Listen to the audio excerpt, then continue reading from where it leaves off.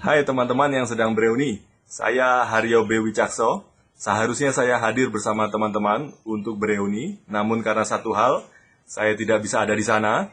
Oleh karena itu, izinkan saya untuk berbicara sebentar, menyampaikan beberapa hal yang saya rasa perlu saya sharing ke teman-teman sekalian.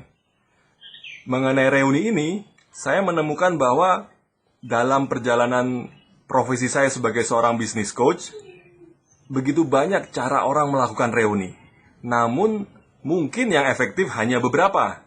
Nah, dari pengalaman saya bisa sarikan beberapa hal di antaranya adalah sebagai berikut. Ada 3 hal sebetulnya cara bereuni yang paling bermanfaat dan paling efektif. Pertama, semua reuni pasti membuat kita menjadi reconnect. Sehingga kita terhubung kembali. Kawan-kawan lama yang sudah sangat-sangat jarang bertemu akan bertemu wajah kembali sehingga bisa mendengar ceritanya kembali. Kemudian mungkin mantan-mantan yang dulu ada di SMA, Anda bisa bertemu dengan mereka kembali.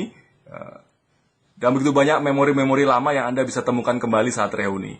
Pak guru yang dulu begini sekarang ternyata sudah jadi begitu. Tempat-tempat nongkrong favorit ternyata sudah berubah menjadi tempat yang berbeda sama sekali, dan seterusnya dan seterusnya. Jadi reuni membantu kita untuk terhubung kembali dengan akar kehidupan kita. Jadi dulu kita seperti apa, sehingga kita saat ini bisa menyadari ternyata, wah, jauh sekali ya perbedaan antara saat kita dulu waktu SMA dan keadaan hidup kita saat ini. Nah, fase berikutnya adalah menyadari tadi, realize. Jadi kita akan menyadari bahwa ternyata waktu demikian cepat ya bergulir, sehingga dulu sepertinya kita waktu SMA berjalan begitu saja, dan kini ternyata hidup sudah jauh sekali berbeda barangkali dari yang kita bayangkan saat SMA dulu.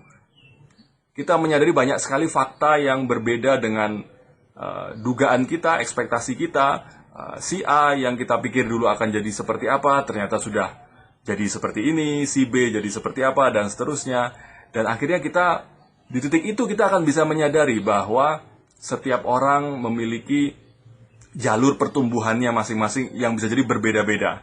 Setiap orang memiliki perjuangannya masing-masing, kisah hidupnya, pertempurannya masing-masing.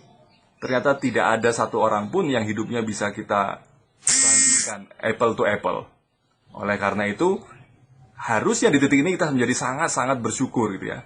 Selain bersyukur ya tentu karena kita sudah mendapatkan beberapa fakta, kita jadi punya pegangan harusnya kita akan seperti apa. Beberapa dari kita mungkin akan langsung punya ide begitu ya. Wah, kalau kenyataannya begini berarti saya harusnya melakukan apa nih berikutnya. Nah, di tahap ini maka fase berikutnya adalah reunite gitu kan. Kalau kita sudah menyadari fakta-fakta tertentu yang kita temukan saat reuni, tentu kita akan punya banyak semangat baru, ide-ide baru, rencana-rencana baru gitu ya. Nah, tapi saat action kita kan harus mengumpulkan kembali sumber-sumber daya kita gitu ya. Semangat kita, mungkin rencana-rencana yang lebih terukur begitu ya.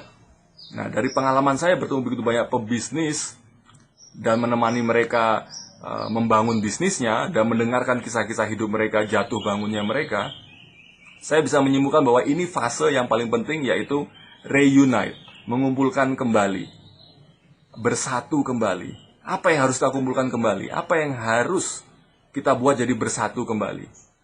Reuni membantu kita bertemu dengan kawan-kawan lama. Ya, tapi apakah hidup kita pasti akan langsung membaik dengan bertemu dengan kawan lama? Nah, ternyata jawabannya menurut saya adalah seharusnya reuni yang wajib kita lakukan adalah reunite bersama orang-orang terdekat di hidup kita. Dengan pasangan Anda, apakah di titik ini Anda dan dia sudah sangat-sangat bersepakat bahwa hidup yang mau kita jalani adalah seperti apa? Goal yang mau kita capai adalah seperti apa? Jangan-jangan ya, Anda sangat fokus di karir Anda, tetapi pasangan Anda malah mendoakan sebaliknya karena kekhawatiran tertentu. Jangan-jangan Anda kepingin belok ke kanan, pasangan Anda kepinginnya belok ke kiri. Gitu kan. Sudahkah kita reunite dengan pasangan kita masing-masing? Atau bahkan kalau kita masih ada orang tua, sudahkah kita reunite dengan orang tua kita? Apa harapan mereka ke kita saat ini sebetulnya?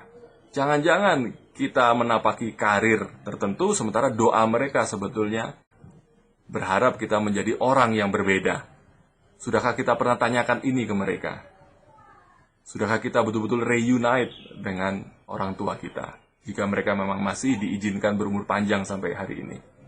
Bahkan untuk teman-teman yang sudah punya keturunan dan sudah bisa diajak berbincang-bincang secara lugas dan namun sederhana, mungkin Anda perlu tanya, sebetulnya anak-anak kepinginnya punya orang tua yang seperti apa, gitu kan? Jangan-jangan kita bekerja keras demi mereka, karena kita punya mimpi besar untuk mereka. Tapi mereka sendiri harapannya bukan seperti itu.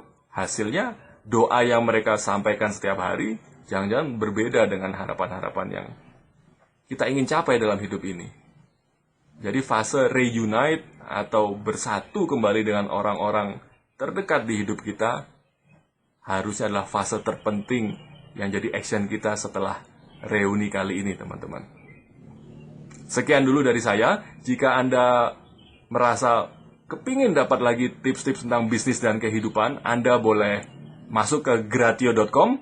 Di sana Anda bisa subscribe dan secara rutin akan mendapat tips bisnis dan kehidupan yang kami dapat dari pengalaman kami bertemu begitu banyak pemilik bisnis gratis. Sampai jumpa, teman-teman.